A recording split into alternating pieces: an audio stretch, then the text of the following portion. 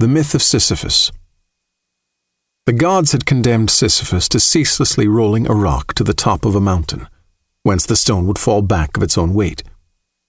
They had thought with some reason that there is no more dreadful punishment than futile and hopeless labor. If one believes Homer, Sisyphus was the wisest and most prudent of mortals. According to another tradition, however, he was disposed to practice the profession of highwayman. I see no contradiction in this. Opinions differ as to the reasons why he became the futile laborer of the underworld.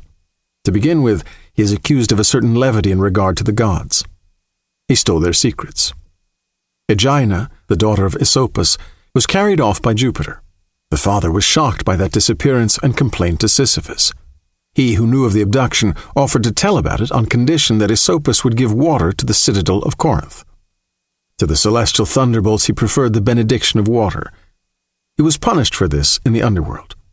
Homer tells us also that Sisyphus had put death in chains. Pluto could not endure the sight of his deserted, silent empire. He dispatched the god of war, who liberated death from the hands of her conqueror. It is also said that Sisyphus, being near to death, rashly wanted to test his wife's love. He ordered her to cast his unburied body into the middle of the public square. Sisyphus woke up in the underworld, and there, annoyed by an obedience so contrary to human love, he obtained from Pluto permission to return to earth in order to chastise his wife. But when he had seen again the face of this world, enjoyed water and sun, warm stones and the sea, he no longer wanted to go back to the infernal darkness. Recalls, signs of anger, warnings were of no avail. Many years more he lived facing the curve of the gulf, the sparkling sea, and the smiles of earth. A decree of the gods was necessary. Mercury came and seized the impudent man by the collar, and snatching him from his joys, led him forcibly back to the underworld, where his rock was ready for him. You've already grasped that Sisyphus is the absurd hero. He is, as much through his passions as through his torture. His scorn of the gods, his hatred of death, and his passion for life won him that unspeakable penalty in which the whole being is exerted toward accomplishing nothing. This is the price that must be paid for the passions of this earth. Nothing is told us about Sisyphus in the underworld. Myths are made for the imagination to breathe life into them. As for this myth, one sees merely the whole effort of a body straining to raise the huge stone, to roll it and push it up a slope 100 times over. One sees the face screwed up, the cheek tight against the stone, the shoulder bracing the clay-covered mass, the foot wedging it, the fresh start with arms outstretched, the wholly human security of 2 earth-clotted hands. At the very end of his long effort, measured by skyless space and time without depth, the purpose is achieved. Then Sisyphus watches the stone rush down in a few moments toward that lower world, whence he will have to push it up again toward the summit.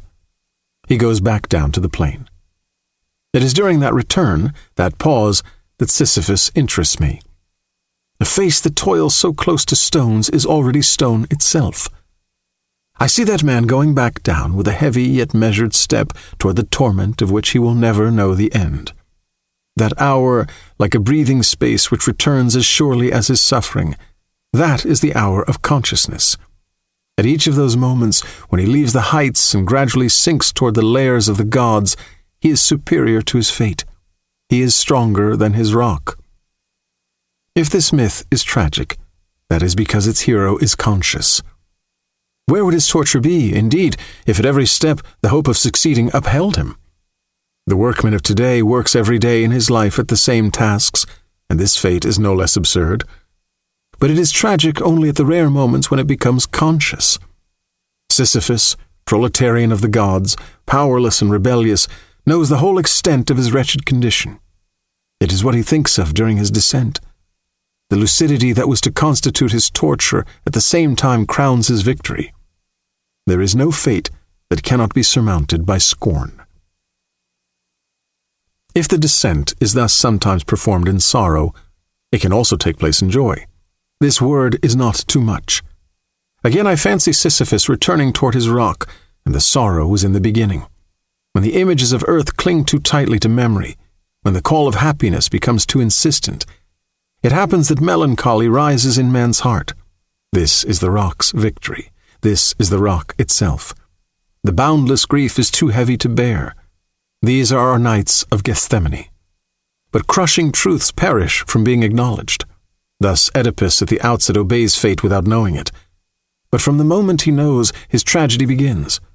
Yet at the same moment, blind and desperate, he realizes that the only bond linking him to the world is the cool hand of a girl. Then a tremendous remark rings out, "Despite so many ordeals, my advanced age and the nobility of my soul make me conclude that all is well." Sophocles' Oedipus, like Dostoevsky's Kirillov, thus gives the recipe for the absurd victory. Ancient wisdom confirms modern heroism. One does not discover the absurd without being tempted to write a manual of happiness. What? By such narrow ways? There is but one world, however. Happiness and the absurd are two sons of the same earth. They are inseparable. It would be a mistake to say that happiness necessarily springs from the absurd discovery. It happens as well that the feeling of the absurd springs from happiness. "I conclude that all is well," says Oedipus, and that remark is sacred. It echoes in the wild and limited universe of man. It teaches that all is not, has not been, exhausted.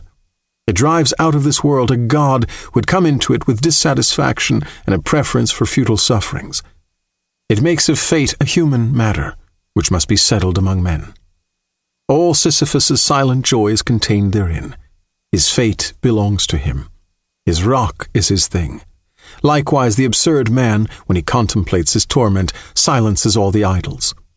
In the universe suddenly restored to its silence, the myriad wondering little voices of the earth rise up. Unconscious, secret calls, invitations from all the faces, they are the necessary reverse and price of victory. There is no sun without shadow, and it is essential to know the night. The absurd man says yes, and his effort will henceforth be unceasing. If there is a personal fate, there is no higher destiny, or at least there is but one which he concludes is inevitable and despicable.